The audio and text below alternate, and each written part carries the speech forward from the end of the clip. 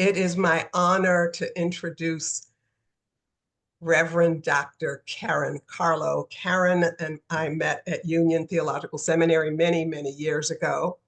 And she was a police captain, then became theologian and preacher and teacher in places around the world. And we're honored that she is with us this evening. Thank you. So, do you all like trees? Yes. I like trees too. And so I thought tonight we could talk about trees. I'm writing a book right now called The Ark of the Moral Universe: Love, Justice, and the Bible. And in chapter 1, I ask the question, is there a moral universe? So I look at Genesis creation accounts in which God pronounces creation good and humanity very good. And it talks about how creation, including humankind, is meant for flourishing, for sustainable, procreative life. And that looks like some vision of morality to me. And then, even though sin does enter into the picture, later on in, say, in Micah and in Job, we see creation acting as the witness and the judge of humanity, and in some cases, the courtroom itself. And then we read in Psalms things like, the heavens are telling the glory of God, and the earth proclaims God's handiwork.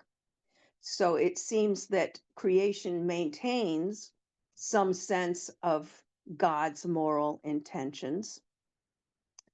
And then in the Christian scriptures, we read about creation as part of the object of salvation along with humankind.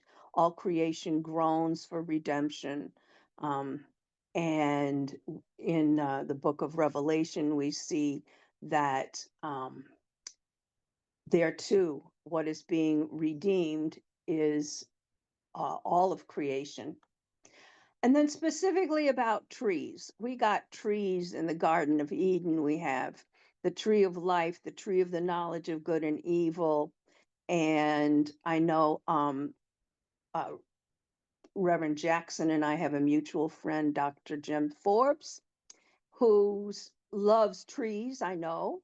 And his organization is called the Healing of the Nations, borrowing from Revelation, the leaves of the trees for the healing of the nation. So you see the tree of life really bracketing all of the Bible. So trees are pretty significant.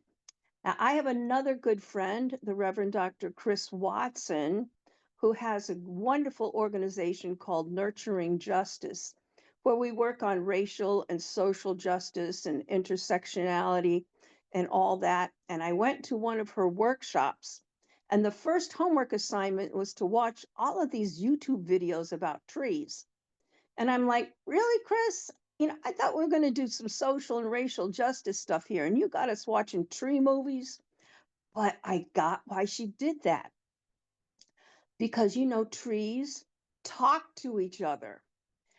And I don't know about you, but when I was growing up, we used to watch Mutual of Omaha's Wild Kingdom, and they talked an awful lot about nature and survival of the fittest. And I'm getting to the point that I'm starting to think that that's maybe a projection of our own cultural values onto nature, because trees that live for centuries do not survive by survival of the fittest.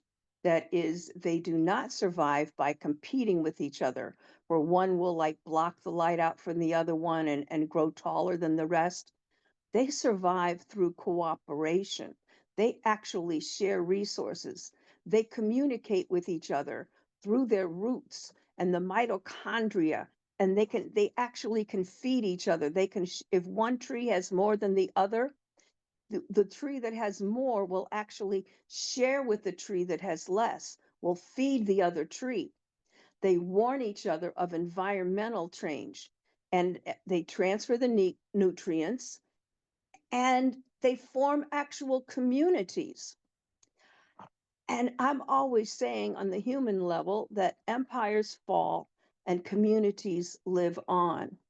And I see that so much in these trees. They're showing us how they've been around a long time. You know, if you take a tree that's been around and it finally does get cut down, if you look at the rings of the tree, or don't even have to cut it down, they have a way of using a bore and pulling out um, uh, a sample from a tree, and they can read the rings and record that tree's history.